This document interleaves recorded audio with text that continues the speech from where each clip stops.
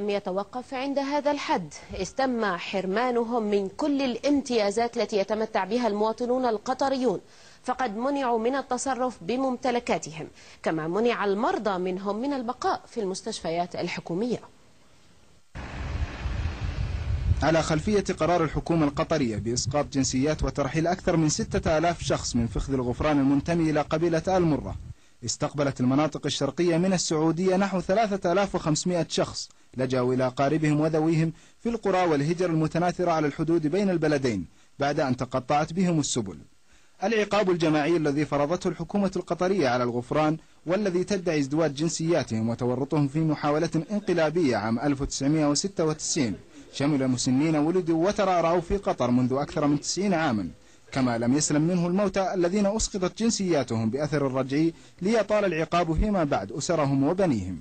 هذه مأساة، أنا أعتبرها مأساة في شبه الجزيرة العربية، لا العصر القديم ولا العصر الحديث مر مثل هذه المسألة. 6000 شخص يجردون من جنسيتهم، من أملاكهم، من حقوقهم، من هويتهم، حتى في الأراضي المحتلة ما صار الشيء هذا. هذا جوازي القطري اللي منحتي الدولة، سمعت أنت؟ وللأسف أنها اسقط بأي ذنب، سمعت أنت؟ بأي اسم، الحين أصبح ورقة ما فيه فايدة، لو الحين أروح لأي دولة ما تعترف به.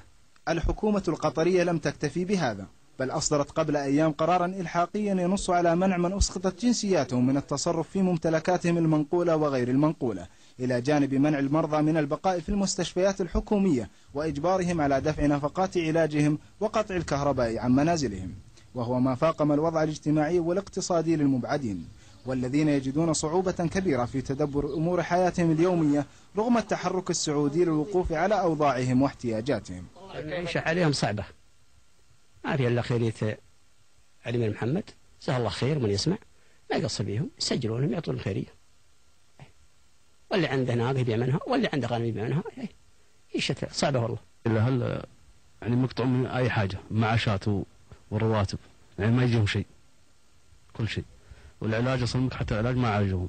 أنا أخوي في صرع ما حد عالجه، ما استقبلته المستشفيات، ما عنده أي جنسية يحملها.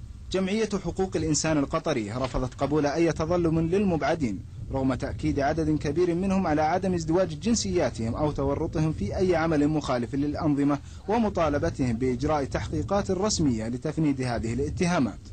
هذا الطريق الذي كان يشهد حركة مرورية عالية باتجاه الأراضي القطرية بات اليوم يستقبل عشرات العائدين إلى السعودية ممن أسقطت جنسياتهم ليزداد عددهم يوما بعد آخر وتتفاقم قضيتهم التي لا تلوح في الأفق بوادر لانفراجها.